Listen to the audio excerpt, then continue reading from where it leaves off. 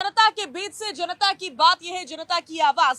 ये वो खास कार्यक्रम है जिसमें देश की जनता हर मुद्दे पर अपनी आवाज को बुलंद करती है, बिना डरे बिना किसी खौफ के बोलती है। और आज का मुद्दा राजधानी दिल्ली से जुड़ा हुआ है। दरअसल दिल्ली सरकार ने महिलाओं के लिए दिल्ली के बजट में एक नई योजना का ऐलान कर दिया है, जिसमें 18 साल से ऊपर की हर महिला को 1000 रुपया दिया जाएगा। लोग इसे फ्रीबीज का लालच भी कह रहे हैं। एक बार फिर से एक नई बहस छिड़ चुकी है। इसी मुद्दे पर करेंगे बड़ी चर्चा। खास मेहमानों का पैनल हमारे साथ मौजूद रहेगा। दूसरी तरफ हमारे देश की जनता मौजूद रहेगी। लेकिन सबसे पहले एक रिपोर्ट आपकी टीवी स्क्रीन पर।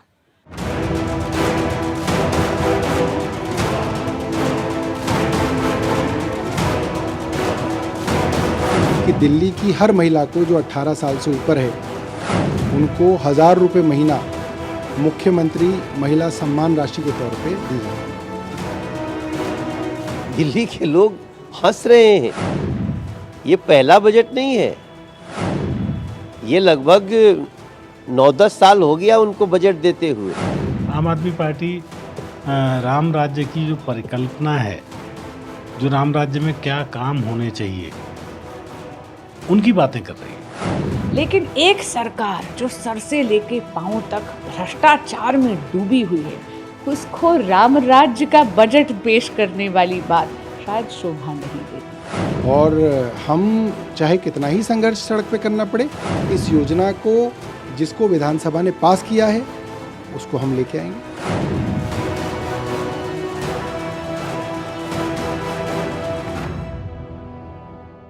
तो देश की जनता हमारे साथ जुड़ चुकी है और दूसरी तरफ खास मेहमानों का पैनल अभी इस समय मौजूद है। हमारे साथ गजल उन्होंने मौजूद रहेंगी, सोशल एक्टिविस्ट हैं दिनेश सिंह मौजूद रहेंगे, रवनीत वत्स मौजूद रहेंगे, परविंदर सेठी मौजूद रहेंगे, नीति शर्मा मौजूद रहेंगे और साथ ही साथ हाजी नाजिम खान भी हमारे साथ उपस्थित रहने वाले हैं। सभी का भारत 24 पर बहुत बहुत स्वागत है। और इधर जो देश की जनता हमारे साथ मौजूद है उसका भी बहुत बहुत स्वागत है। शुरुआत में सेठी जी के साथ करने जा रही हूँ। सेठी जी, एक बार फिर से एक नई बहस छिड़ गई है कि अरविंद केजरीवाल की सरकार राजधानी दिल्ली में फ्रीबीज को बढ़ावा दे रही है, क्योंकि वो 18 साल से ऊपर की महिलाओं को 1000 रुपए देगी। क्या लगता है इसको? देखिए, अगर हम कुछ भी करें उसकी कोई बात नहीं, वो फ्रीबीज नहीं है। अगर आम आदमी पार्टी कुछ महिलाओं को सम्मान देती है, सम्मान के रूप में उन्होंने ये कहा है कि वो महिला को पैसे दिए जाएंगे जो सरकारी नौकरी का नहीं करते और जो इनकम टैक्स नहीं देते, और 18 साल से ऊपर की महिलाएं, उनको एक जो घरेलू महिलाएं हैं ज़्यादातर, उसके अंदर उन महिलाओं को ये सम्मान जैसे पंजाब के अंदर दिया जा रहा था। पहले लोगों ने कहा आप पंजाब के अंदर दे रहे हो, दिल्ली के अंदर क्यों नहीं दे रहे?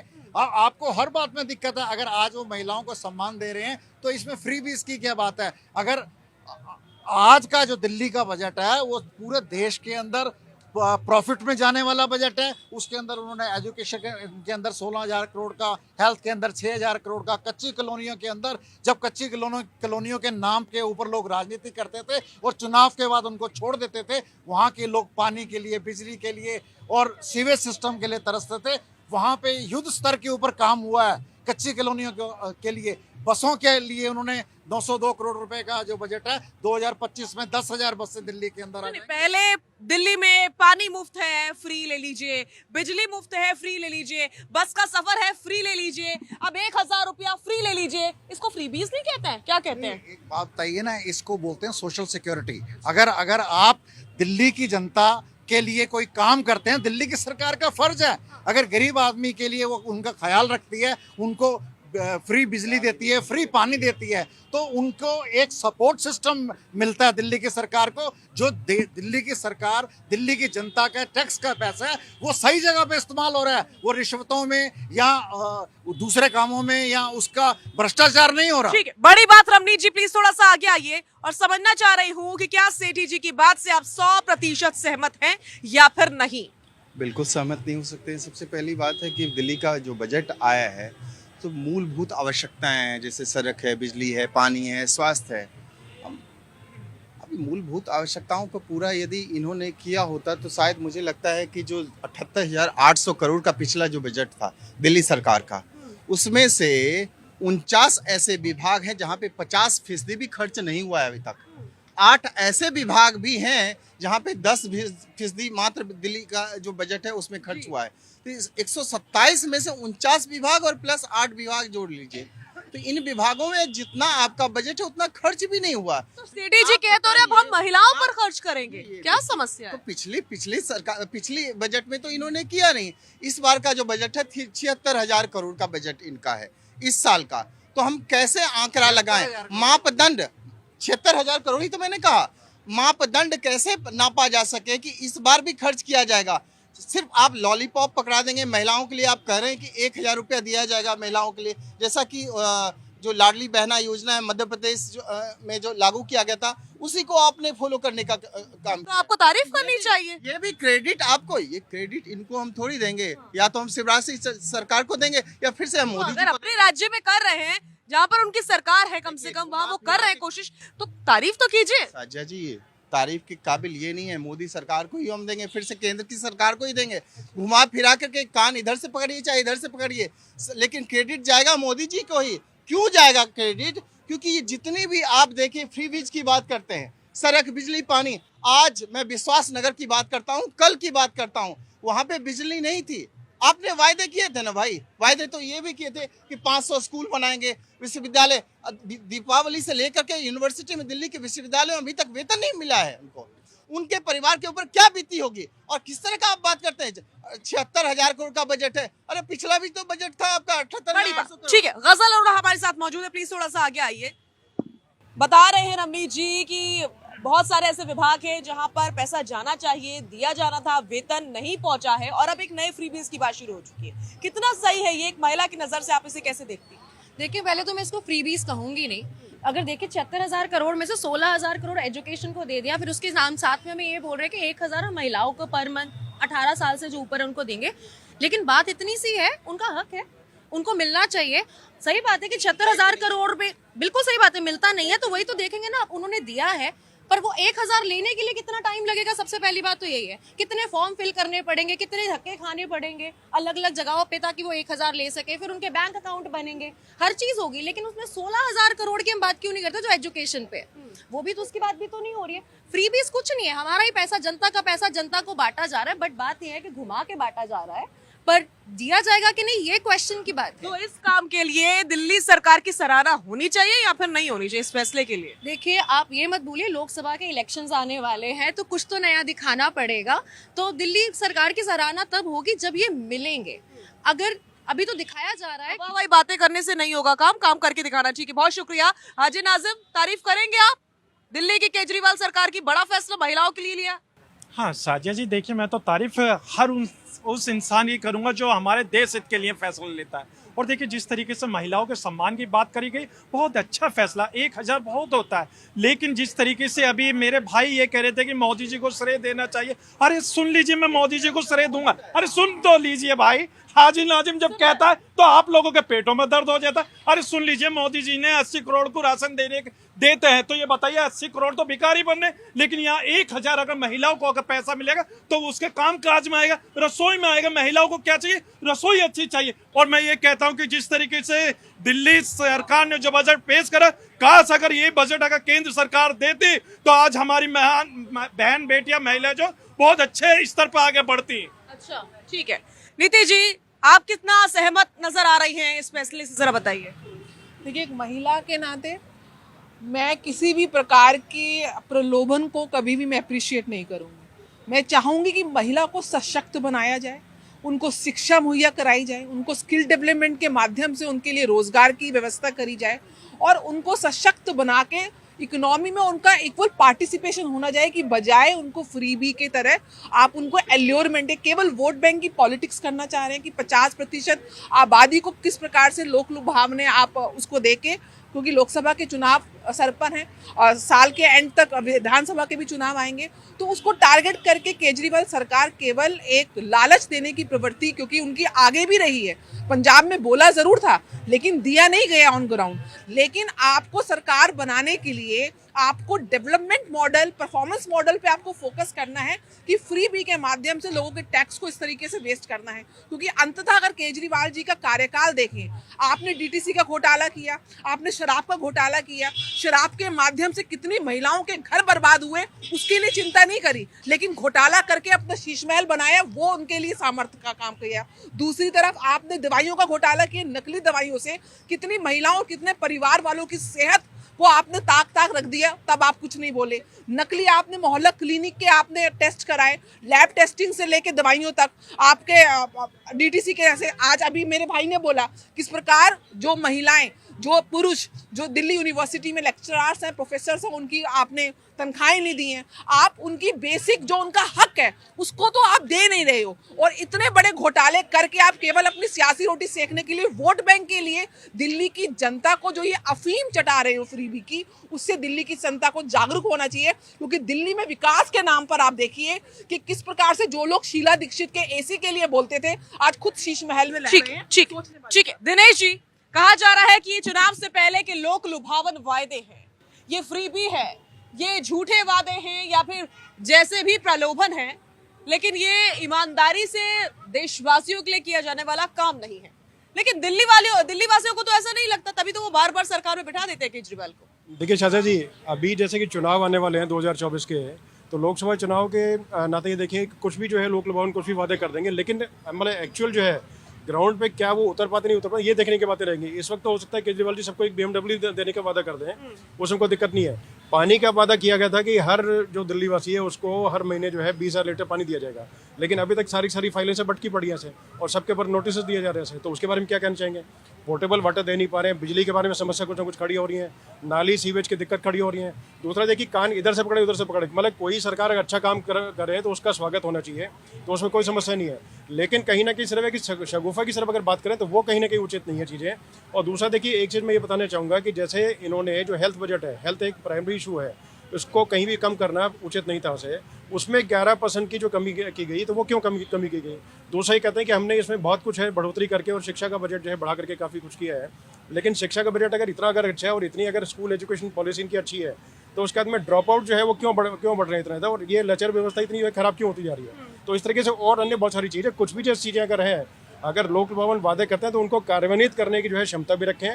सिर्फ है कि मतलब एक मुँह से बोलने की जो है मतलब लिप सर्विस है वहाँ तक सीमित ना रहे चीज़ें, ये ध्यान रखें।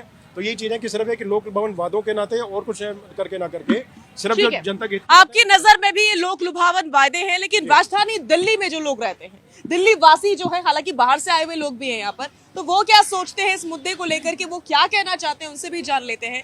आप कहाँ से आए हैं? मैं दिल्ली से हूँ। आप दिल्ली के रहने वाले हैं। अरविंद केजरीवाल की ओर से बड़ा ऐलान किया गया है बजट में।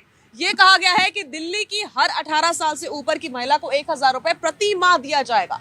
ये बड़ी सौगात है महिलाओं के लिए, कैसे देखते हैं आप इसे? मैडम, ये दिल्ली के ऊपर हमला है। आप अगर एक किताब पढ़ें जिसका नाम है बोटमैन, नेशनल म्यूजियम लाइब्रेरी में पढ़ी हुई है, उसमें लिखा हुआ है कि जो अरब से लोग आए थे वो अपने साथ सोना चांदी लाए थे और हथियार लाए थे।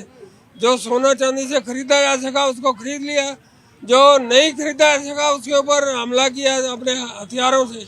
अब ये भी जो लोग जो है ना पैसे लेके वोट दे देंगे इनको, तो इनको मतलब ये गुलाम बना लेंगे। ये आतंकवादी सरकार है, ये आतंकवादी सरकार है, लोगों को गुलाम बना लेगी। लेकिन मुझे ये समझ में नहीं आ रहा भैया कि अगर ऐसा ही है तो बार बार दिल्ली वाले अरविंद केजरीवाल को क्यों चुन लेते हैं? एमसीडी में भी अरविंद केजरीवाल को बैठा दिया। एक्चुअली उनके जो लॉलीपॉप हैं, कुछ लॉलीपॉप कहूँगा मैं से, जैसे कि फ्री की महिलाओं के लिए 1,000 रुपये की बात मैंने तो खैर आपके मुँह से सुनी है, तो घाटे में कब तक चलेंगे आप? घर से कब तक देंगे? डीटीसी घाटे में है, जल बोर्ड घाटे में है, ठीक है ना। वो तो दिल्ली की अपनी इलेक्ट्रिसिटी डिपार्टमेंट है, वो प्राइवेट है, इसलिए घाटे में नहीं है, ठीक है ना। कब तक देंगे आप? कब तक देंगे? ठीक है, ये बड़ा सवाल है और सेठी जी इसका जवाब जरा दीजिए। कब तक चलेगा ऐसा? असर तो पड़ेगा ना, दिल्ली के ऊपर ही पड़ेगा। कैसे भरपाई करेगी सरकार? पिछले 9 साल 9.5 साल से लोगों को फ्री बिजली, फिर फ्री पानी, जो वादे करें उन वादों के ऊपर करी उतरी सरकार। लेकिन ये सरकार गरीब का, मजदूर का उसका हाथ पकड़ रही है। ये पैसा उन महिलाओं को मिलेगा जो घरों में काम करती हैं, जो निचले स्तर मैं ये पूछ रही हूँ, दिल्ली के खजाने पर जो बोझ पड़ेगा उसकी भरपाई कैसे होगी? वो मैनेजमेंट, वही तो मैनेजमेंट है। हाँ। जो बीजेपी सरकार करप्शन करके अपने नेताओं के घर भर रही है, जो अपने बड़े बड़े जो इंडस्ट्रियलिस्ट हैं उनका टैक्स माफ कर रही है, उसकी बजाय ये गरीब आदमी को सपोर्ट कर रहे हैं। और जो अलग अलग विभागों के लोग सड़कों पर आकर के अपना वेतन मांग रहे दिल्ली में, उनका कुछ नहीं।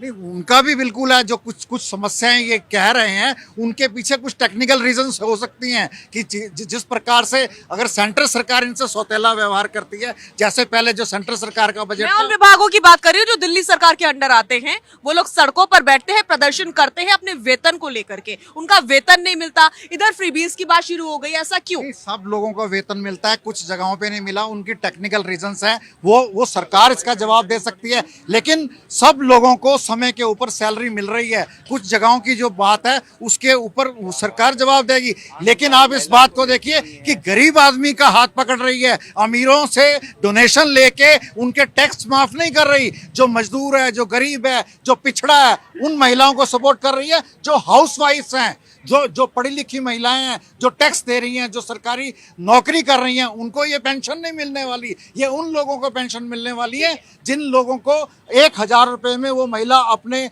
अगर बच्चे का कोई जूता फटा हुआ है, कपड़े फटे हुए हैं, वो नहीं अपने बजट में कर पा रही। बहुत अच्छा, बहुत अच्छा। लेकिन रवनीत जी, ये जो गरीबों का हाथ पकड़ने का हसीन ख्वाब अरविंद केजरीवाल को बिल्कुल लोकसभा चुनाव से पहले कुछ ही दिन पहले आया, पहले भी तो आ सकता था। 15 दिन पहले ही क्यों, 20 दिन पहले ही क्यों? पिछले 9 साल से हसीन ख्वाब ही देखे जा रहे हैं। कस्में वादे तो दिए ही जाते हैं केजरीवाल को, और केजरीवाल लेकिन झूठे वादे दे करके भाग जाते हैं।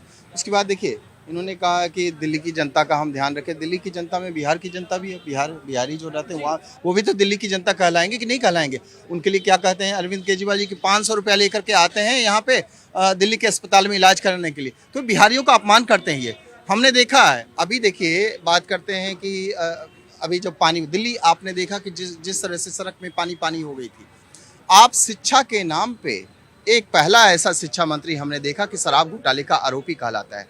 कि जिस तरह का मॉडल आपने स्थापित किया कि हम ईमानदारी लेकर के आएंगे, शासन व्यवस्था को के अंदर लेकर के आएंगे। आप देखिए किस तरह की ईमानदारी।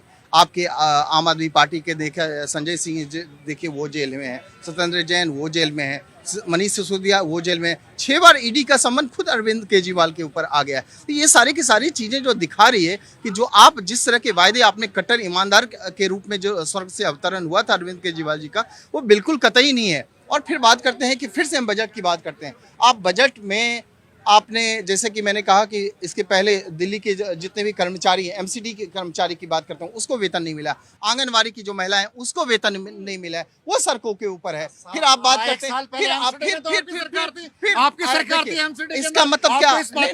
अभी हाल में आया, इसका मतलब उनको वेतन ना मिले? नहीं, ये आप मिलना चाहिए ना। मैं भी यही कहता हूँ, मैं भी तो यही कहता हूँ, उनको मिलना चाहिए, उनको हक मिलना चाहिए। भैया वो मेहनत कर रहे हैं, उसकी मजदूरी तो मिलनी चाहिए।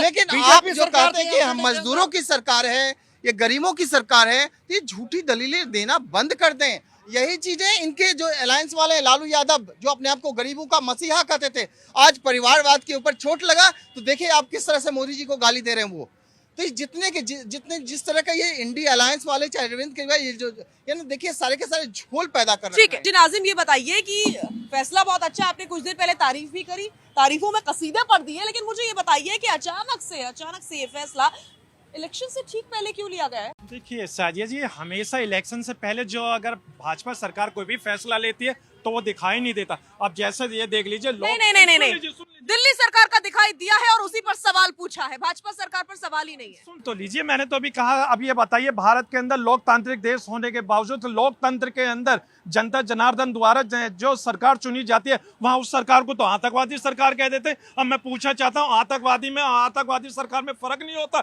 लेकिन यही हमारे देश के अंदर एक महान बुद्धिजीवी लोग हैं जो इस तरीके की बात करते हैं। मेरे सवाल का जवाब है ये कि इलेक्शन से पहले ये फैसला क्यों लिया गया? कहाँ घुमा रहे हैं आप जलेबी की तरह? नहीं, आप सुनना ही नहीं चाहते। मैं तो देश की बात, कितनी देर तक सुनूं? सबको टाइम देना है। हाँ, सुन तो लीजिए। देखिए, मैं तो ये कहता हूँ कि हमारे देश को 2 करोड़ प्रतिवर्ष नौकरियां देने का वादा किया गया था, क्या वो वादे आज तक पूरे हुए? मैंने सवाल केजरीवाल जी पर पूछा है। मेरा सवाल का जवाब नहीं सुन लीजिए, केजरीवाल क्या भारत के नहीं है? केजरीवाल जी क्या भारतीय नागरिक नहीं है? अरे सुन लीजिए, जब हाजी नाजिम बात करता है तो आप बीजेपी के सपोर्ट करते हैं। सुन लीजिए, अरे केजरीवाल जी ने जो ये बिल्कुल बजट लिया, बहुत अच्छा बजट है, महिलाओं के सम्मान के लिए बहुत अच्छा। और सबसे बढ़िया जो मैं बताऊं, जो एजुकेशन के लिए लिया, ये बहुत ही अच्छा। एजुकेशन हमारे भारत के, अरे सुन लीजिए, एजुकेशन हमारे भारत के युवाओं को मिलनी चाहिए। और सबसे बढ़िया बात, और मैं जो कहता हूँ कि हमारे देश को आज एम्स और आईआईटी कॉलेज की सख्त जरूरत है। तो अभी आप बता दीजिए, जो बार बार ये कह रहे थे बीजेपी ने कितने एम्स को बनाए और कितने आईआईटी कॉलेज बनाए, सुन तो लीजिए। स्कूल्स में तो एजुकेशन के ठीक है, ये इनका कहना कहाँ बने बताइए ना। इनका कहना आईआईटी चाहिए, एम्स चाहिए। इनका कहना आईआईटी चाहिए, एम्स चाहिए। जो स्कूल में पढ़ने वाले बच्चे, उनका क्या? गवर्नमेंट स्कूल्स का क्या? आज भी गवर्नमेंट स्कूल्स में जाओ, उनको बच्चों को एजुकेशन नहीं मिल रही है, टीचर्स को कुछ वेतन नहीं मिल रहा है। तो किस बात का एजुकेशन बजट 16,000 करोड़ का डाल दिया? एजुकेशन जरूरी नहीं है, आपका मतलब ये है कि एजुकेशन के बिना युवाओं का IIT एजुकेशन जरूरी नहीं है? उसी की नहीं तो बात नहीं, हो रही ये है। कौन सी मेरे बात कहा आपने कर दी? IIT आईआईटी देश की जरूरत है ना भाई, ये बताओ। आईआईटी सिर्फ आईआईटी नहीं, एक बात सुन लीजिए, स्कूल के बच्चे पढ़ेंगे आईआईटी तो एक देश की जरूरत नहीं है। जो हमारे युवा इस मुद्दे पर देश की जनता क्या सोचती है?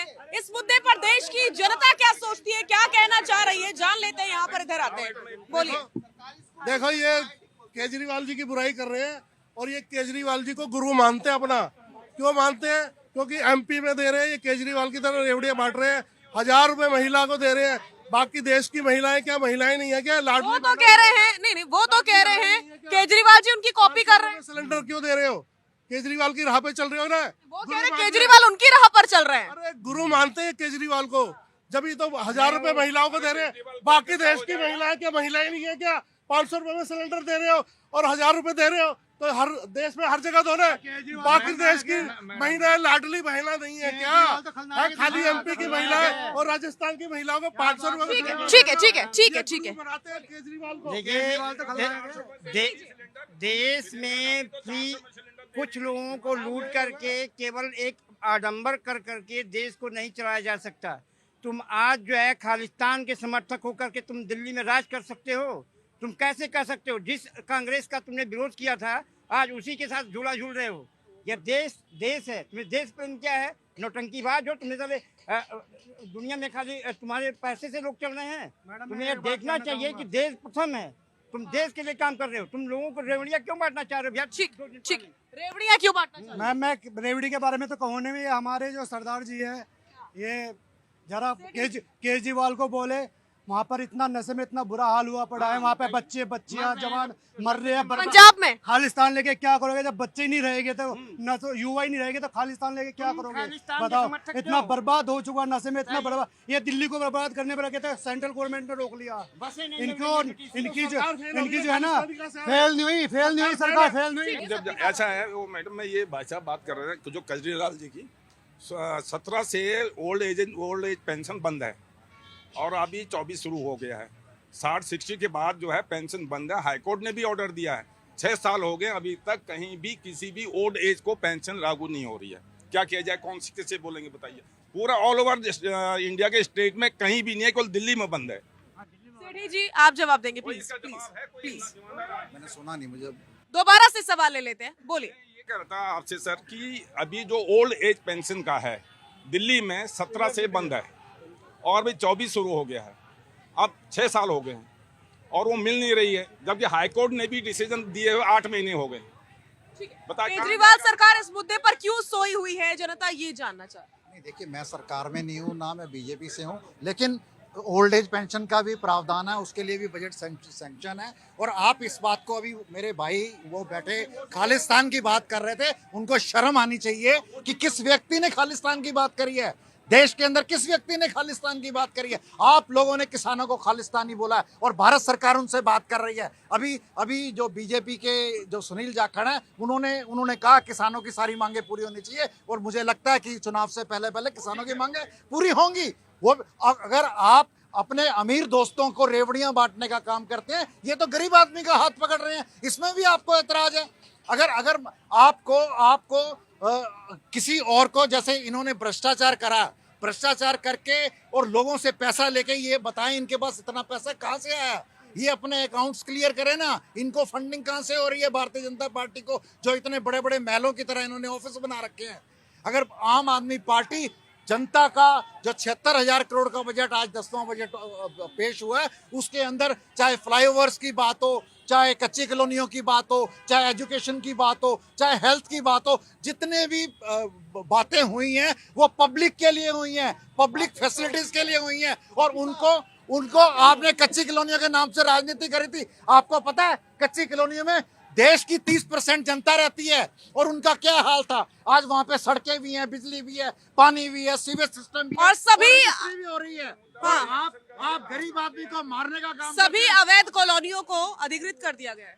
बिल्कुल, वहाँ पे रजिस्ट्री हो रही है, आपको मालूम नहीं है, कर दिया गया। और वहाँ पे कहीं भी अतिक्रमण करो उसको हम दे देंगे, सौंप देंगे। भाई वोट जो चाहिए। सुन लीजिए, 1700 कॉलोनियां थी, 1650 कॉलोनियां थी, जिनको कांग्रेस पार्टी ने चुनाव के समय सर्टिफिकेट दिया और उसके बाद वही काम को आप लोगों ने आगे बढ़ाया। मैं कह रहा हूँ 30% जनता वहाँ पे रहती है। अतिक्रमण हो रहा है तो होने दीजिए। नहीं, वो जो एग्रीकल्चर लैंड के ऊपर लोगों ने कॉलोनियां बनाई थी, वहाँ पे पूरी तरह से बसी हुई हैं। जो लोग रहते हैं उनको बिजली का अधिकार नहीं, पानी का अधिकार नहीं, सीवेज सिस्टम का अधिकार नहीं, सड़कों का अधिकार नहीं, स्कूलों का अधिकार नहीं। अतिक्रमण क्या, अतिक्रमण का क्या? दिल्ली में जो अतिक्रमण होता है उन्होंने खरीदी हुई है, वो प्रॉपर्टीज खरीदी हुई हैं। किसानों की जमीनों को काट कर प्लॉटिंग करके वहां पे लोगों ने उन जमीनों को पैसे देकर खरीदा है और पूरे मूल्य देकर खरीदा गया है। उन लोगों का हाथ पकड़ने का काम आम गरीब का, मजदूर का और पिछड़े हुए लोगों का हाथ पकड़ने वाली सरकार है।